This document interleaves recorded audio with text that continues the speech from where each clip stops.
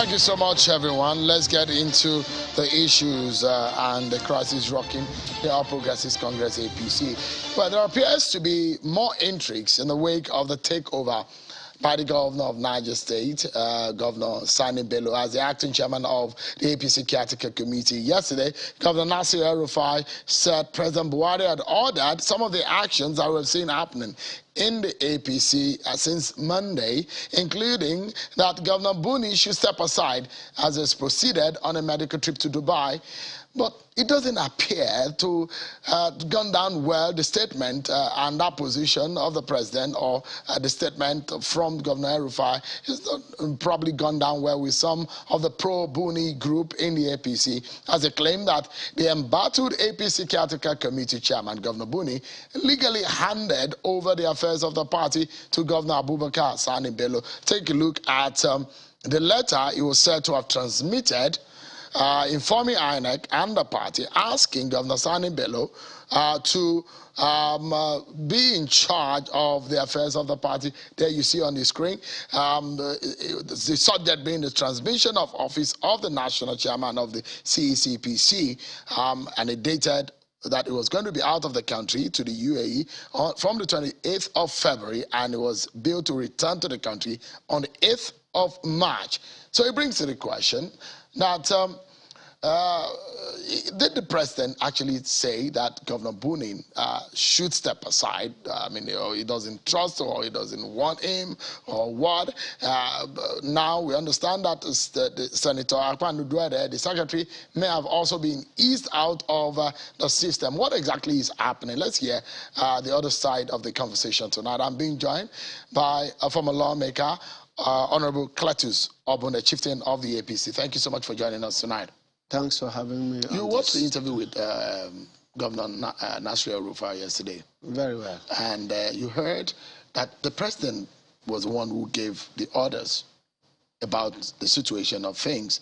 Apparently, not happy with the way a manner things have gone.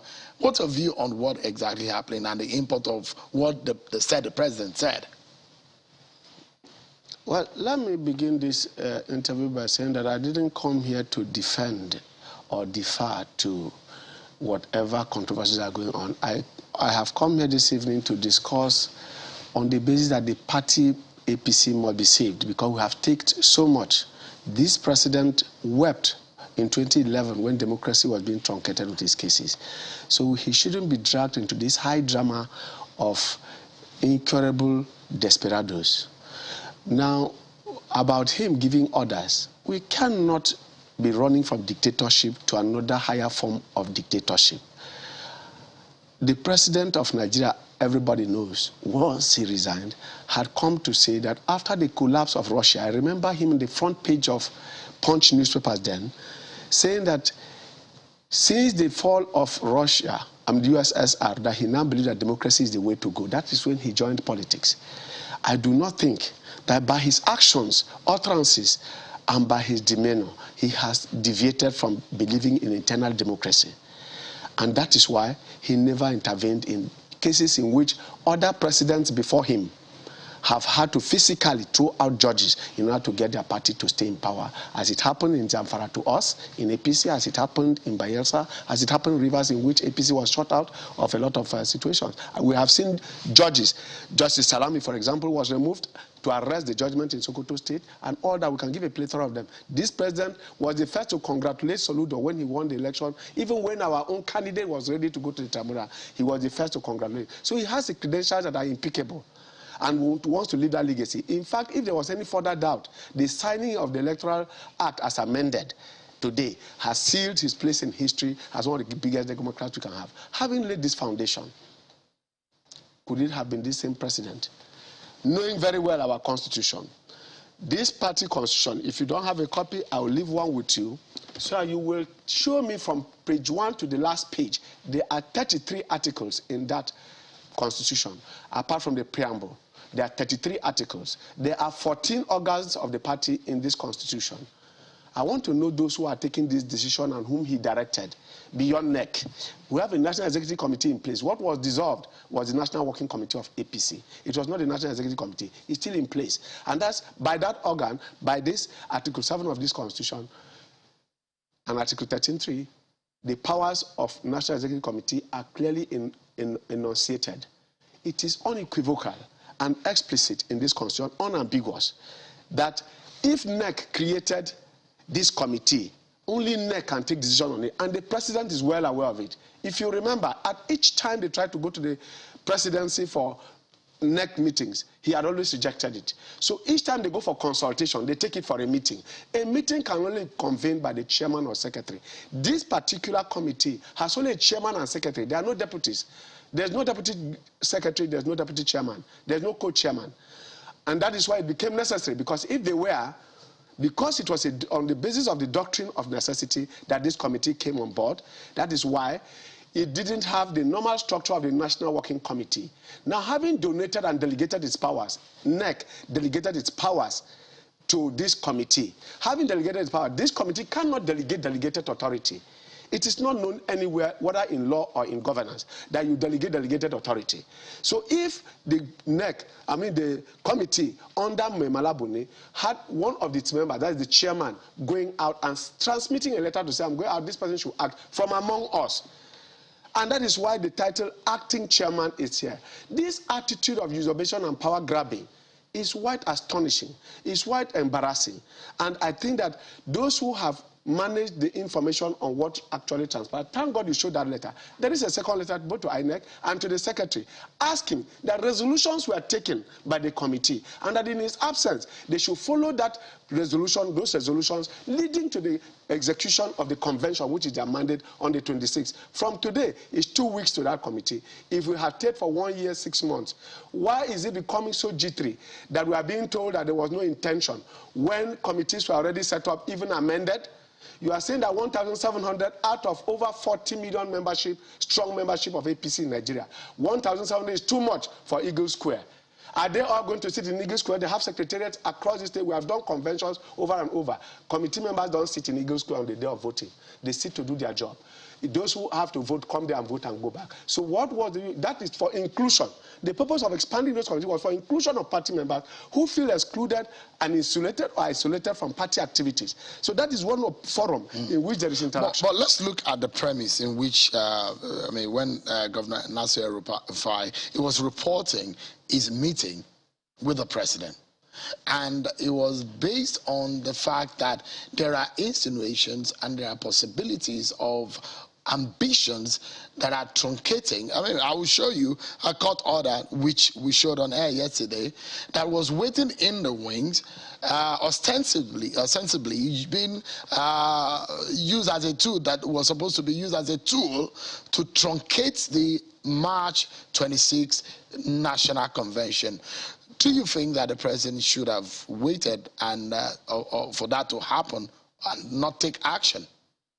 Again, this is where you have to deal with the intrigues of desperate political actors. This is act of desperation. I ask you. Which part of it is the act of desperation? That to suggest that there was a Buni holding an injunction against himself. They have got 3 judgments cancelling 3 state congresses in Delta, in Taraba last week, and another one waiting in Akwa Ibom. We have 210 cases on state congresses and the status of this convention. 210 cases. Will Mala go down and institute 210 cases against himself so that he will remain in power, a sitting governor? I do think that we are stretching absurdity to the extreme. This is absurd.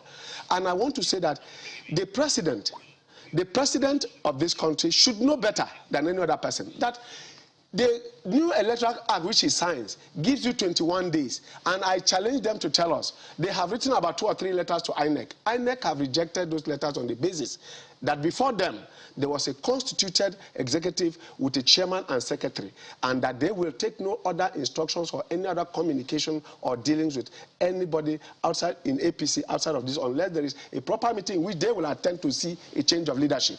What that means for us, and which is very dangerous. Because, okay, so let's clarify this. Yes. There is going to be a NEC meeting next week, Thursday. Who will call the meeting? Do you remember? Who has the power to call the meeting? Isn't it? Chairman and secretary. But there is an acting chairman and there is a secretary. This is what I'm saying. You can't have two acting chairmen. First of all, this man is enjoying delegated authority of NEC. He cannot delegate his substantive chairmanship to another delegate. It doesn't work. It is for the purpose of internal running of the party. Look, let us not keep the convention waiting. A letter has been transmitted. If he has to say he's a new chairman, there must be a forum, a platform under which he was so elected or appointed. Is Senator Akpan-Uduede still the secretary? Of course, you can't. Because you understand that things have changed now. Nobody has challenged that fact. In fact, what Governor Sani Bello is saying is that he's acting for, as you have shown in the letter you have here, that he's acting for Memala Buni. He was properly transmitted to act, but not to go outside his powers. All right, let me show you the court order again, which we showed yesterday. The court order, I mean, there are being insinuations that the court order is meant to hold the party, and that the accusation is that some of the members of the CEPC are aware of these court orders, yet they have not acted on it, and they were hoping that they will use, because of selfish ambition and personal ambition, you're going to use it to score to the chance of the party. That's the court order there, Mr. Obun. No, I'm not in doubt about the court order. Are you aware of the court order? I'm aware. It has been paraded in the social media and all over the place. It's all over. It's a public document now. I mean, everybody has seen it. But how dangerous could this be? Because your party has changed it from, I think, 8th of February to 26, from 26 to March 26. Yes. And it's looking like with this court order, that March 26 wouldn't have happened until the intervention. If there is this order, first of all, what that presupposes, with this court order now, it already means that there's a subsisting order. It wouldn't change the fact that it has come out to the public. It doesn't change the fact but that if it's an ex parte order, you can vacate it. This is what I'm saying. It will require vacation. That means starting afresh to serve a new notice to INEC for 21 days as required by the Electoral Act. So, hold on, Mr. Obun. We're since being joined by another very senior member of the APC, a chieftain of the APC, Senator Smart Adeyemi, has since joined us on the program. Thank you so much, distinguished, for joining us tonight. It's my pleasure being here. How do you feel about the situation in your party? Right now, it does look like the center is no longer holding. Well, I don't think so. Looking at the scenario that we have today, I think it would be wrong for anybody to assume that the leadership of Mala Buni has failed. In the first instance, he transmitted a letter, he wrote a letter that he was traveling. And in that letter, he did say that the governor of Niger State should act. And in that same letter, he urged party faithfuls and members of the caretaker committee to give their support to the acting chairman. So for me, I do not see any problem there. I do believe that what is happening is perhaps some people trying to do some calculations and work towards their own candidates to emerge at the end of the convention. I think one thing we should bear in mind is that when Malam Buni came on board, the APC was in a serious crisis and it was heading for a rock. And if you want to assess a leader, it is when there are crises, you know whether you have a good leader or not.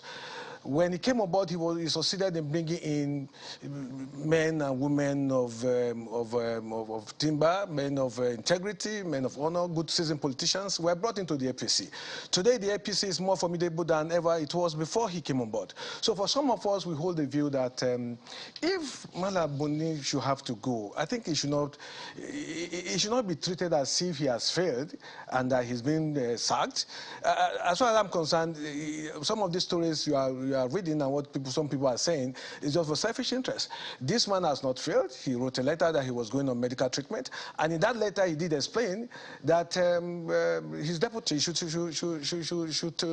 charge. But I mean, are you faulting the position of the president when he says, I mean, from what Governor Nasir El-Rufai said here yesterday, that the president said he wanted him out? They should conduct we do respect to Mala El-Rufai. And let me say, I speak on behalf of quite a number of us who are members, who are serving senators today. Okay, we had a meeting 2 days ago, and in that meeting, there was no any information reaching us about that statement. What we have today is the fact that there was a letter written by Mala Buni saying that he was traveling, and in that letter he did transmitted power, so to speak, to the governor of Niger State. So I wouldn't know whether where you want to put that as to what Madam El-Rufai have said and the letter that we have with us. So as far as we are concerned in the Senate, in the National Assembly, we are not aware that Mr. President gave a marching order for the acting chairman, the acting chairman to vacate his office. What we have and what we know as senators was the fact that there was a letter from dated 28th of February.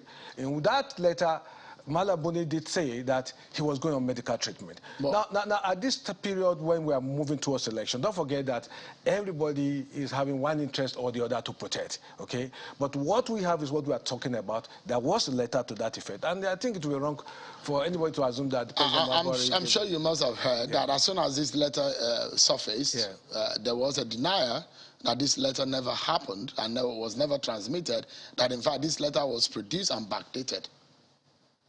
Well, it depends on who is speaking. The man who wrote the letter has not denied he wrote the letter. So no, there are reports saying that Governor Sani Bello had said that the letter, he never saw any letter transmitted to him. Well, we saw the letter in the National Assembly. We got the letter, and because we got the letter, we want to believe that that letter was authentic because it was not forged.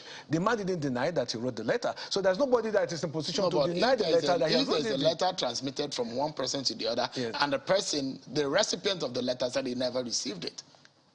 Well, anybody can deny any letter when you talk about politics. People can deny. Senator, if you write a letter to me and I never get the letter, what is the essence of the letter? Assuming the letter was sent to your office and one or two people got the letter and kept it, what happens?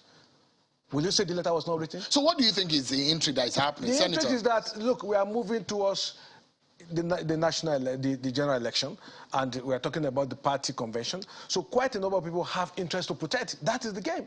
It's just a game that is... You see, when politicians are playing their game, you need to be part of them to understand what is happening. What is happening is that some people are building a force, some people have some candidate in mind, some people hold the view that some people should not be allowed to move forward. So these are the games that are coming up. But the fact still remains that Buni performed excellently well. He brought in seasoned people, former governors, former generals, statesmen. He brought them back to the APC. So today the APC is more formidable. In fact, we owe him some level of gratitude for what he did. Martin Luther King said the ultimate measure of a man is not where he stands at moment of comfort and convenience, but where he stands at moment of challenge and controversy. Buni came when there were crises in the APC. When the APC was almost collapsing, that's when he came. And he has succeeded to put this party together. He has consolidated the party the more. We are cruising to victory. Okay?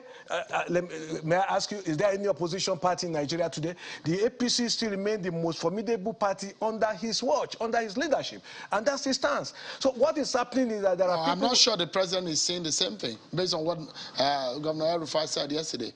If you are seeing this, and probably the president is seeing something different. I'm not in position to contradict what Madam El-Rufai have said. I'm talking based on the fact that I have, and I say the fact we have as members of the Senate. The fact we have is that there was a letter from Madam Buni, and this letter, we went through it, and we saw it when it was dated, and effort was made to talk to him, and he confirmed that he actually delivered the letter before he left. So if some people are playing games, it is not all of us that will fall into this trap. Okay, just a moment. Should Memala Buni, Governor Buni, return from Dubai today, what do you think will happen? He will preside over the next meeting. Let me say this. Like he rightly pointed out, Memala was a stabilizer. APC should not create a legacy of throwing out its best products. We have seen the change and violent change, dismal change of leadership in the APC in a manner that shows that the harder you work, the lesser you get acknowledged or appreciated.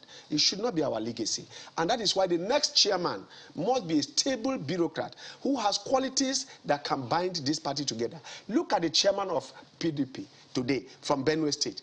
If we do not arrest this drift of these political undertakers, we are going to run into a major crisis as a party. We need a stable, level-headed, fast-moving political bureaucrat and who has the swerve, who has the energy, who has the mental capacity to keep everybody in the party together. And that's why the Senate caucus even gave a vote of confidence. There is another group in Sokoto State gave a vote of confidence. Let me ask the Senator. Yes. Senator, what do you think is the bottom of all of this? In the final analysis, what do you think is really at the center of this? The governors are divided. Chieftains and leaders of the party are divided. And you have a national convention just less than 20 days? I don't think the governors are divided. I think there's a break in communication. And let me let you know that when Buni is back, it is left to him as to whether he wants to continue to remain as a chairman. He may decide to say, okay, he's going, he wants to leave. So it is an opinion for him to make. It is not for anybody to determine whether he's going to continue as chairman. It's for him to decide whether he wants to continue. The fact is, he wrote a letter. Nobody's disputing that. Those who are disputing this letter have reason to dispute the letter. Because, I mean, the question mark that has been raised is, why has he not been able to immediately Sani Bello assumed office? He inaugurated the chairman across the state. The zoning arrangement was released. They pruned down the names of the delegates and all of that. Committees. So it does look like there was a swift action, and the allegations are that when Buni was around, things never moved.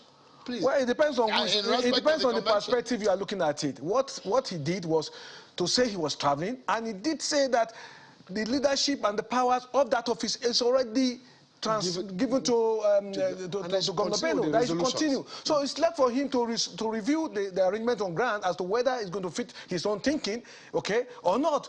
And let me tell you, members of the central of the caretaker committee who are now talking, where were they over the years? Are they saying that they were not part of the decision taking when they were part of that team? Senator, let's close now, and let me ask you, what is your biggest fear and perhaps the way forward for the APC in this quagmire? Well, let me just say this, and I want to say this as a statesman. The next election is not just going to be on the basis of party affiliation. It's going to be who are the candidates coming. Nigerians are wiser now. It's not a question of APC. I may be APC man. I believe in my party. But my party must equally bear in mind that it depends on the kind of candidates that I imagine. The quality of candidate. People will be asking questions. It's not going to be business as usual. Nigerians have learned over the years that political parties in Nigeria are not ideologically based. They're just a platform for people coming together. So Nigerian will ask, who is this candidate? So you must get the best of the candidates to emerge. So the way forward for your party, out of this quagmire, what's the way forward? For me, the best thing for this party to do at this stage is for the president to step in and enact his established. Hasn't he stepped in? He has. What we are hearing here is mere rumor, because this president is too experienced to endorse and come out to give himself the banner and the badge of a dictator by dictating to the party, leaving the organs to do one or two, or sack one or two persons. I want to say that our party members, for the sake of democracy, whatever happens to APC and Nigeria will happen to the entire African continent. Nigeria is the eye and the heart of Africa. Right. I just don't rule out the possibility that perhaps the president was even aware that Buni actually wrote a letter. He may be aware, and on that basis, he may give an instruction. Even the letter itself, said, please go ahead with the resolutions we have taken to the convention on the convention. The letter said so. But they didn't challenge that the letter was backdated. Who can prove that it was backdated? Who will prove it? Because it's been reported that Governor Bello said he never see. Why did he say he was an acting chairman? Why did he say he was an acting chairman? He said he was acting on behalf of the chairman. No, who gave him the powers to act? Thank you, gentlemen. If there was a meeting to say act, it would have been so. Because we are totally out of time. Senator Spantadem, it's good to see you. Thank you so much for coming. It's my pleasure. Mr. Obun, thank you so much for coming. But that's our show for tonight, everyone. Many thanks for watching. I'm Sean Kimale. Bye for now.